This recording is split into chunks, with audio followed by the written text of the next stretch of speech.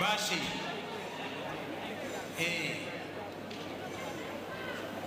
Kweli.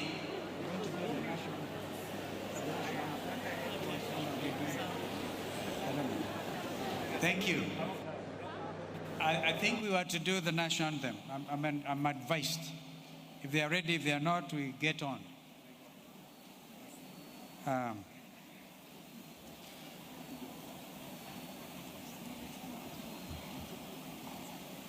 Thank you. Basi naomba zote tusimame ili tupate wimbo wa taifa.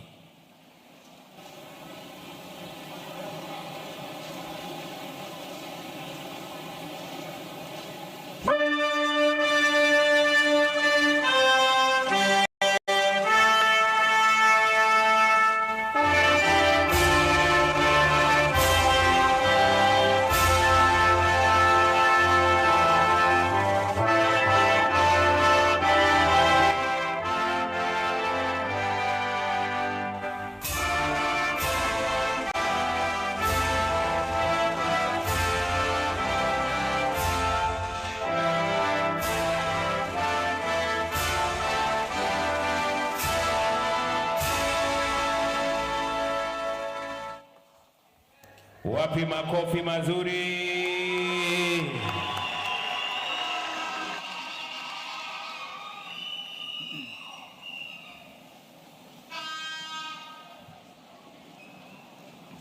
Ndugu wenzangu, viongozi wanachama tofauti katika nchi yetu, ndugu Raila Amolo Odinga wa ODM, ndugu Gideon Moi wa KANU, ndugu Wycliffe Musalia Mudavadi ANC, ndugu Cyrus Jirongo United Party, ndugu Eta Ford Kenya.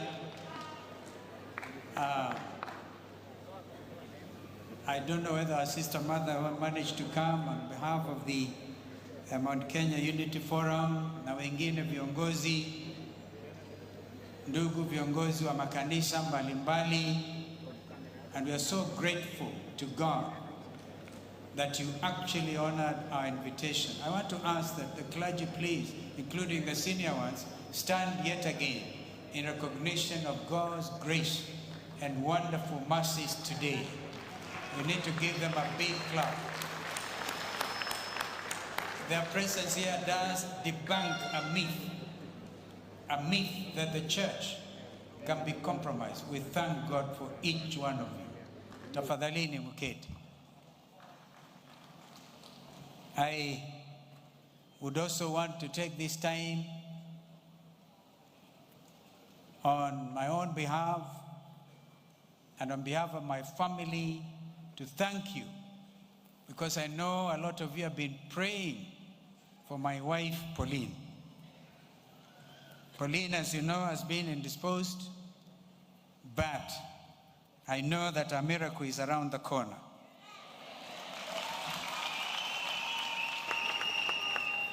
A lot of you have been praying with us, and that's why today I'm joined by two young men, members of my clan. On the left and the right was Kevin. They seem to have quickly disappeared from the scene. Kevin Musyoka'S. Kevin is our second born after Kennedy, who is attending a session in Arusha, as a member of Yala. And then Klein Mairo. We are named after the same man. My grandfather was a great fan of mine, so I decided to name our third born after him. So we are named after the same person. Klein, thank you. And Damari, last born, is out in the UK. I should have loved to be here. But above all, their mother, Pauline, is watching. And I want you to know, Pauline, you are very well represented. And God is with us. Kwa hivyo, now you can sit. Ndugu mwenyekiti Balozi Ali Chirao, and fellow delegates of Wiper Democratic Movement. Naomba ni washukuru sana, lakini kabla yao ni kumshukuru Mwenyezi Mungu kwa wema wake. For this far, He has truly brought us. Wow, what a show. I think we need to clap for each one of you.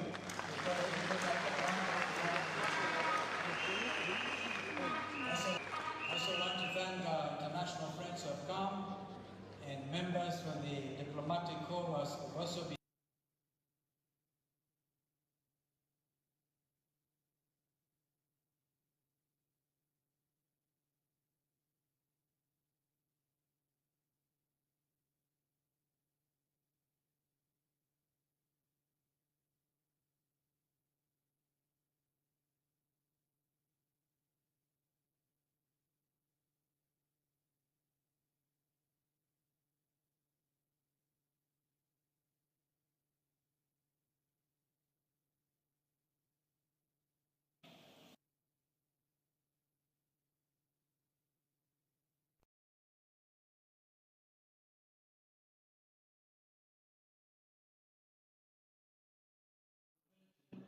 Your favorite me accept the recognition as a candidate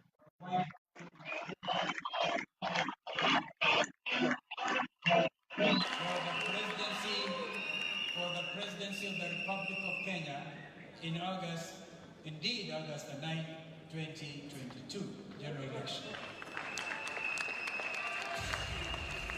I'm very proud of my party. I'm very proud to be a party leader of this party, which has now come of age, the Wiper Democratic Movement. This afternoon, you have shown every Kenyan a party that is at heart Kenyan in spirit and truth. You have demonstrated the values and ethos of collective responsibility and inclusivity and of our party, our affairs. Our party surely lives and breathes the words of our national anthem, service be our earnest endeavor. Fellow countrymen, as president and here I go, I will unify this country. And I mean unify this country. My life, my strength, and service has always been dedicated towards ensuring that we have a better tomorrow than today by uniting our people with a spirit of undugu. You all know I call my brothers.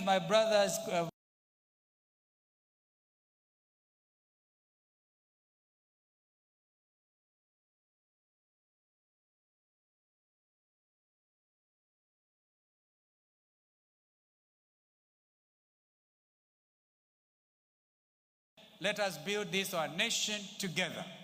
Divided, we lose our great potential in growing Kenya to be an economic hub in East and Central Africa and a beacon of hope for many around the world that look up to this wonderful nation for leadership.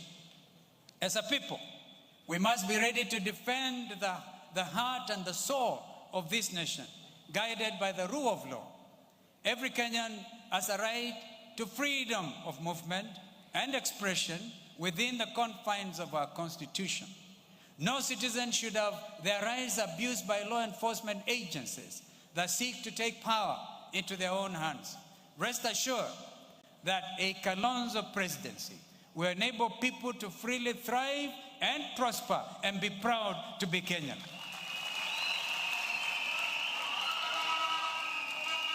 Ladies and gentlemen, fellow citizens, today, more Kenyans are going hungry. With hardly anything to eat, many Kenyans struggle to barely earn 200 shillings a day to feed themselves and their families. The unemployment rate has peaked at one of the highest points, beyond 6.6%. In fact, sometimes I believe it is not even quantifiable to talk about unemployment in our country. Theft of public funds and corruption has become the order of the day. It pains my heart, ladies and gentlemen, sincerely, to see Kenya in this sad state of affairs. Our nation is impoverished because of extremely burdensome debts triggered by overzealous corruption, the likes of which we have never seen before. As a result, our youth have lost confidence in their government and hope in the future.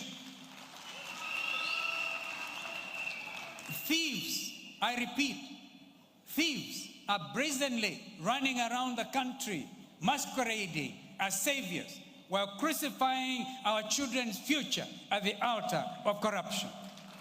Fellow Kenyans, when I was vice president, I said I would do a bit of chest thumping today, and please forgive me. When I was vice president under President Mwai Kibaki, the nation underwent a period of tremendous growth and transformation. Jobs were created at an unprecedented rate with accompanying levels of record economic growth. Indeed, those were the days when there was plenty within our borders.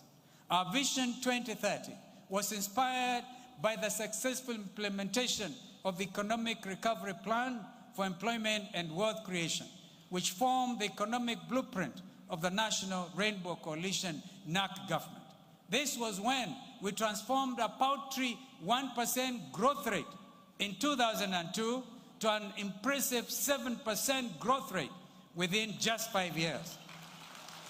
It was, ladies and gentlemen, during this period that our government initiated the free compulsory primary education program, and every child was afforded the opportunity to learn, the opportunity to go to school. This program was acclaimed worldwide for its forward-thinking vision of inclusivity. Remember Mzee Marube, at 84, he went to primary 1. Now, exactly 20 years later, we are again at a momentous time. We are at a momentous time.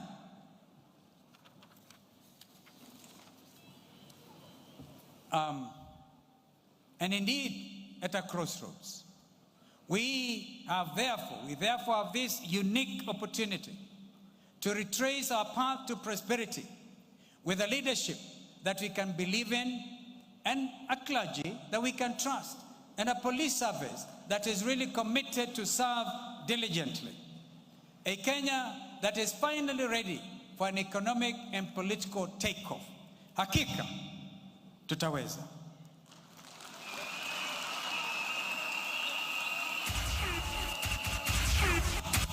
Ladies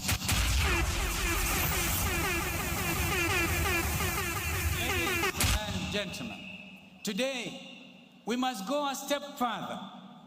When I'm president, we will implement fully free secondary education, thereby easing the burden of school fees on struggling parents who cannot make their ends meet.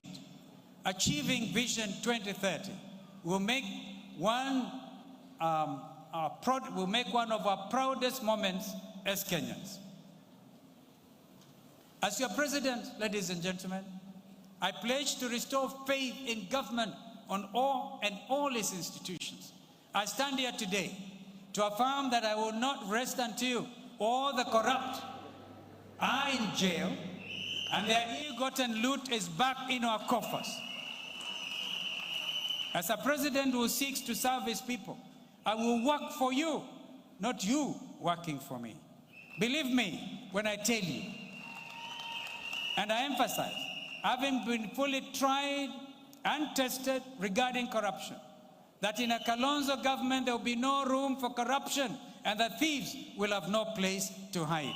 They surely will try to run. Friends, whilst we face many challenges, not all hope is lost. Our country is at a crossroads, and a wrong decision at the ballot will deny our future generations peace and prosperity. Beware of politicians who give cash and empty promises, for there is no such thing as free money. How many times have you been promised stadia, free laptops, sufficient water, even in the villages? In fact, some of them go to the extent of promising you showers in the grass-thatched houses. And how many times have you been promised?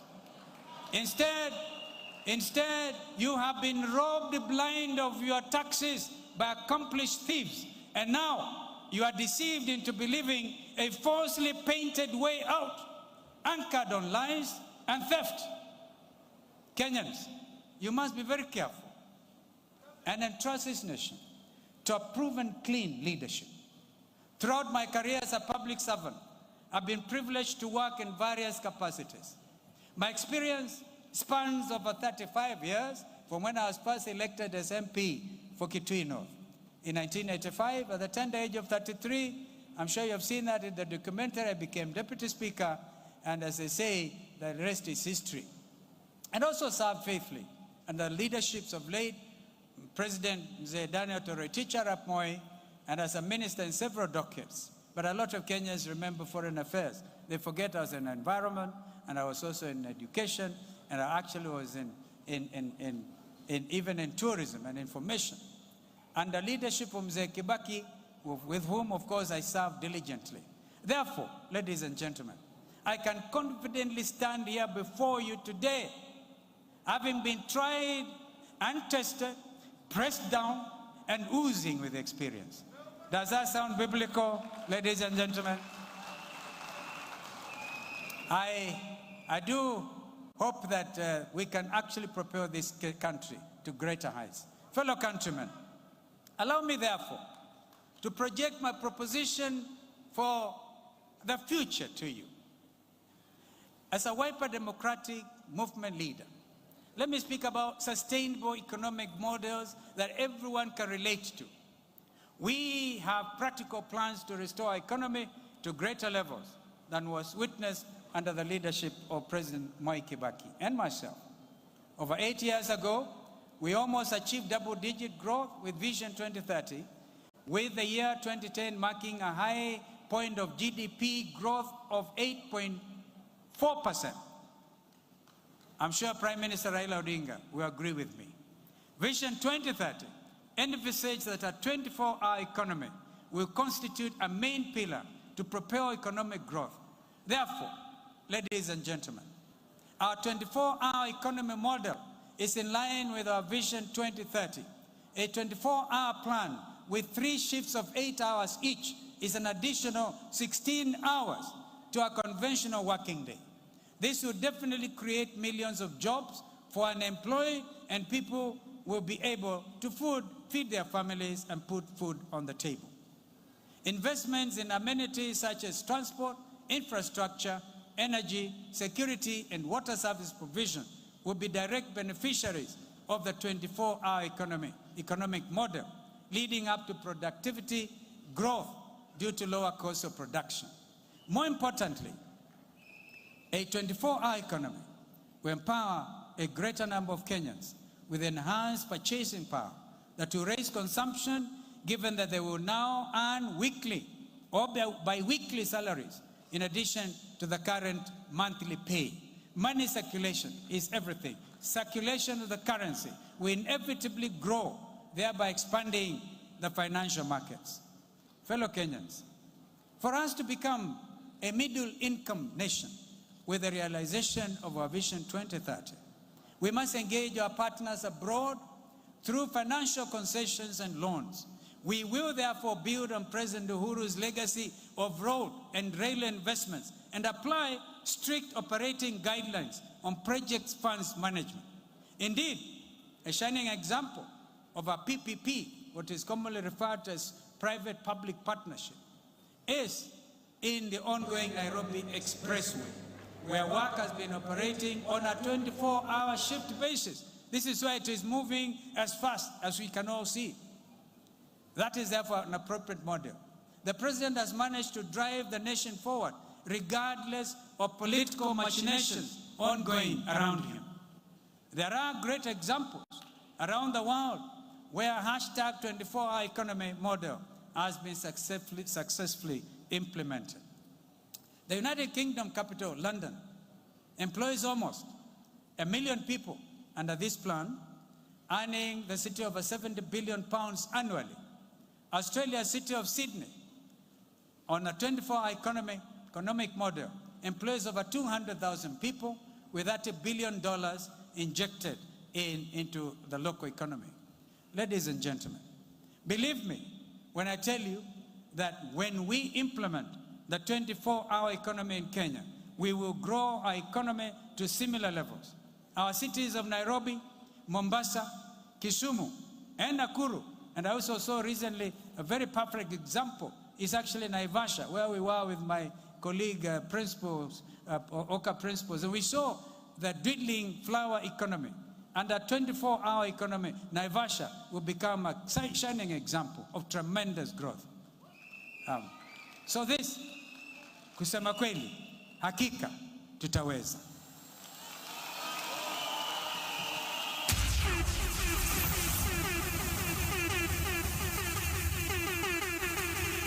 Fellow Kenyans, allow me to address the issue of high taxation, public debt, mismanagement, and finally, the dragon of corruption, which must be slain.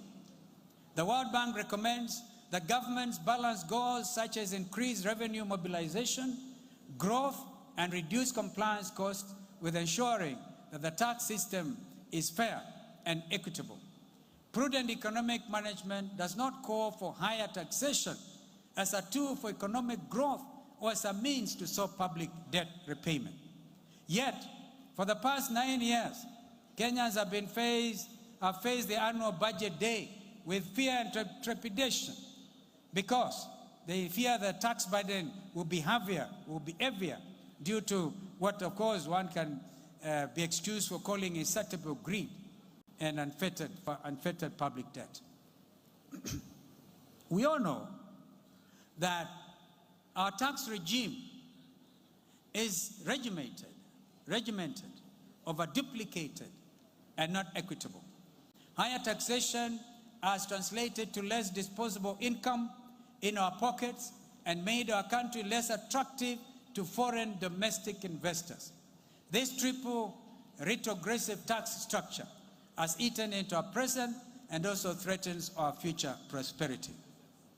One of the first acts of government that I will implement will be to reduce tax levels across the board and widen the tax bracket. Punitive taxes discourage work and investment.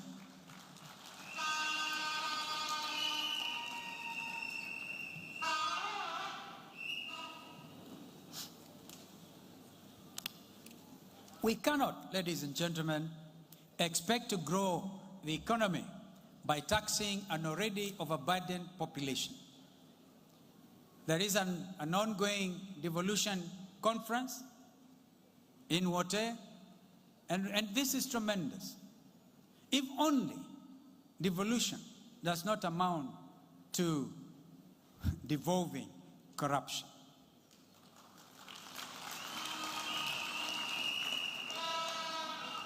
I want to stop at that. With similar zeal, my administration will go through every public debt, letter by letter, word for word, line by line, with the intention of renegotiating all public debt instruments signed on your behalf. More importantly,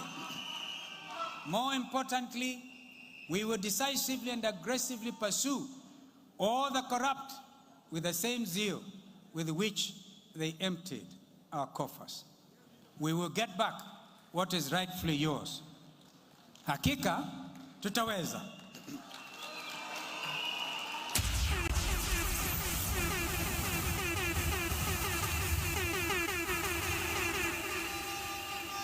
We will use all your recovered stolen wealth to rebuild our nation, to inspire development, and allow opportunities for all Kenyans in every sphere of life. Public debt will be a matter of the past. Huge taxation levels to cover up retrogressive practices will be an occurrence of the past. Rampant corruption, my fellow Kenyans, will be a phenomenon of the past. We have sometimes suggested a tax reduction level at 50%. We will, of course, work with the experts to see that, but you can see the commitment with which you are addressing this matter of taxation. Because Kenyans are the most overtaxed people in the world. You are paying rags, munalipa zingine kwa market, on market days, gavana anataka zake, ukivuka mpaka kutoka Garissa kuja Mwingi Kitui, unalipa pale.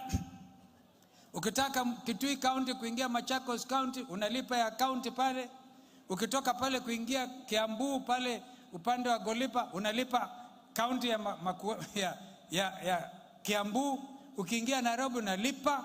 Kenyans are amazing. You are overburdened with taxation. We are going to do something about it.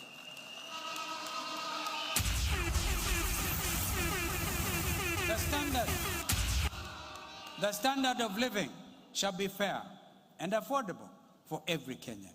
Ndugu zangu, hakika tutaweza.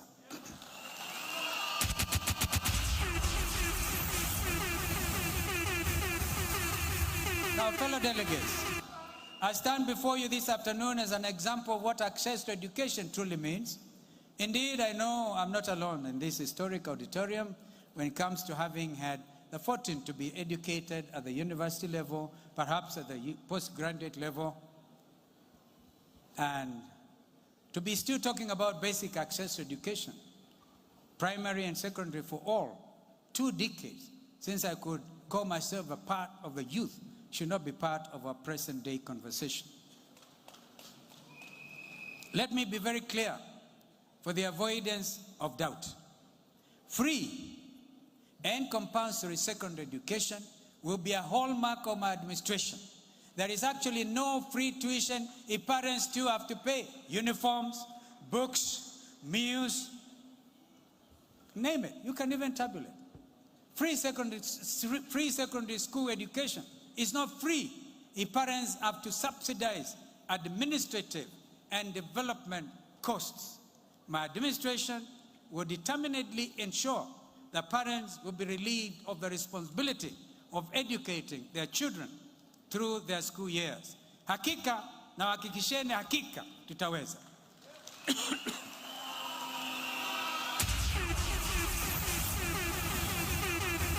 Our fellow Kenyans, I will further seek to reform the current structure of the Higher Education Loans Board to allow students to access grants once more. We will also free the access to internet by the provision of free data. Under my administration, there will be inclusivity. Living standards for students will improve considerably. Back to the golden days of boom. Remember? Boom. No more paying for textbooks and no more cooking in bedrooms, because this is not keeping with university standards. Because the mess hall is poorly staffed and offers even low quality food. Comrades shall eat, study, and live in decent conditions. Hakika tutaweza.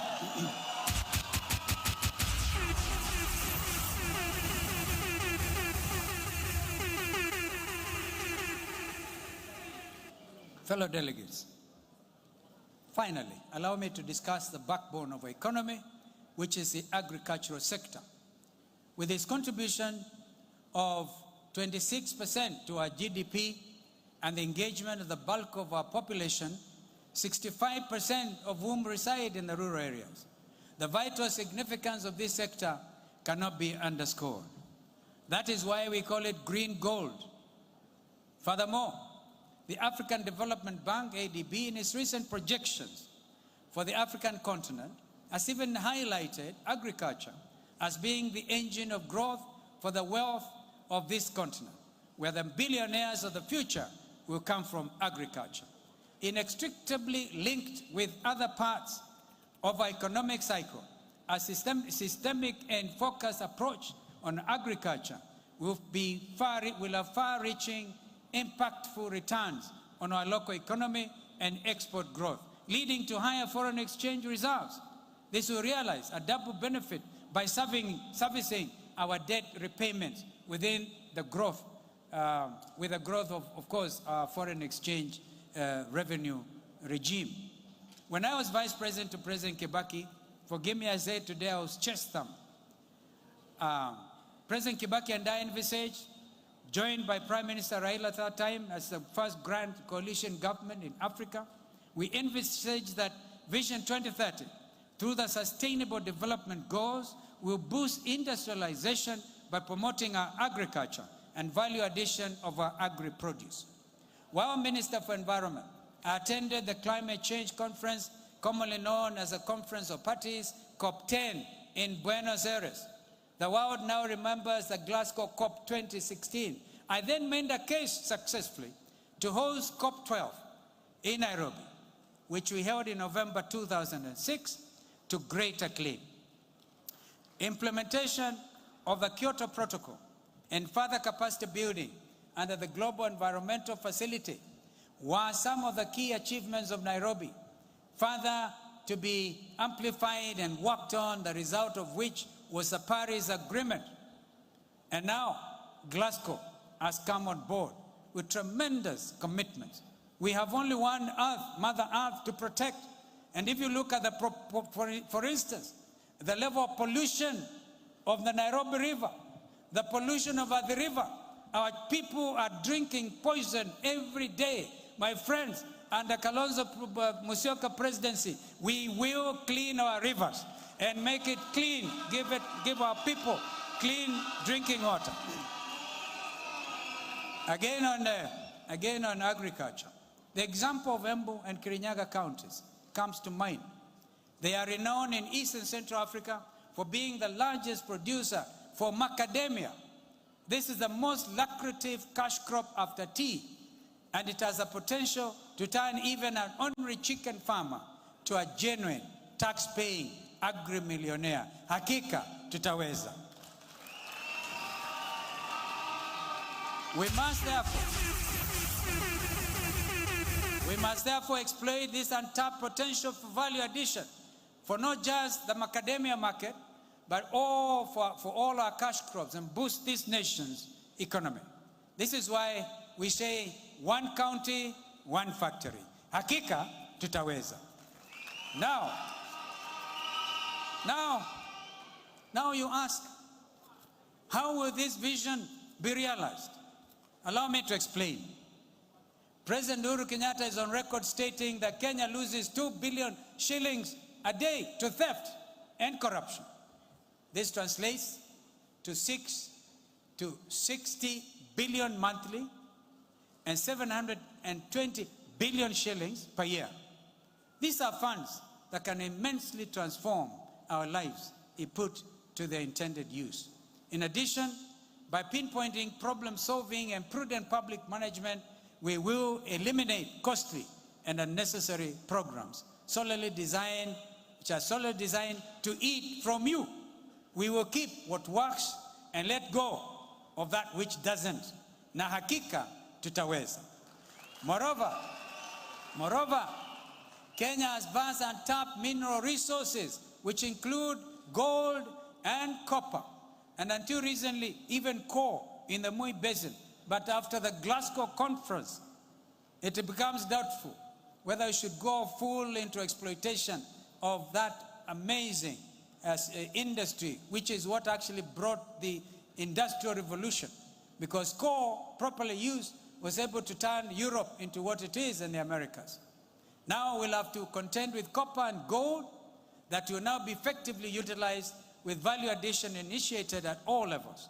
We envisage the wholesome involvement of artisanal miners, and government structures and policies will be introduced to streamline this sector.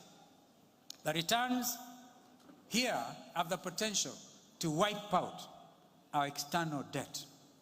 Our women are a significant pillar in nation building. Therefore, the socio-economic empowerment of women will be a core pillar of my development agenda. Through access to interest-free credit and other various initiatives. Fellow delegates, we have work to do. I tell you, we have a lot of work to do to be able to free ourselves from economic, and now ahead of elections in August, what is turning out to be political tyranny.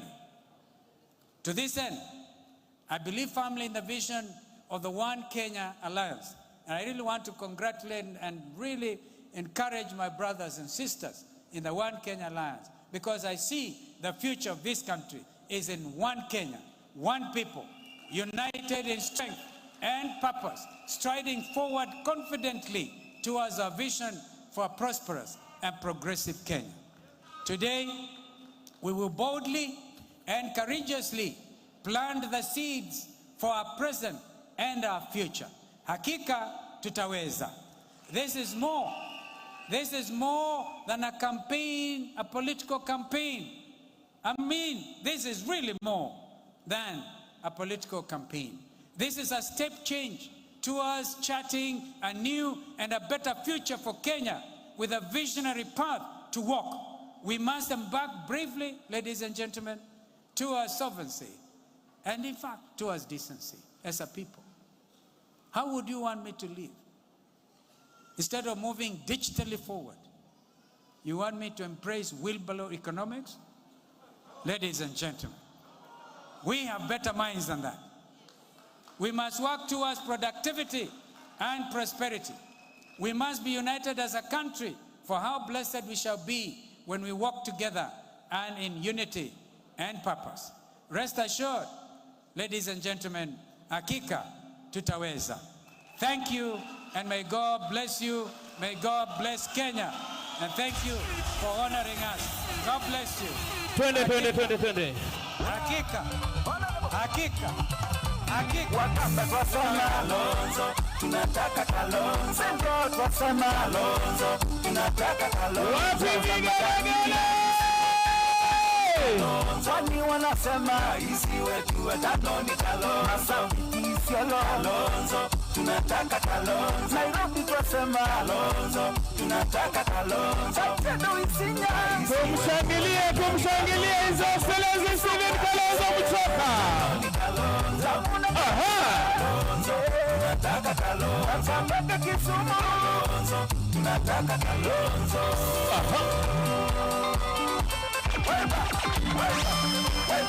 Wale Profesa Kaloki, support mkubwa wa Hakika. Pamoja na hona wa Tsunami. Kalonzo, tunataka Kalonzo. Wapi shamba na vigelegele? Isi wetu watano ni Kalonzo. Mama waimba. Isi wetu watano ni Kalonzo. Boda wasema. Kalonzo, tunataka Kalonzo.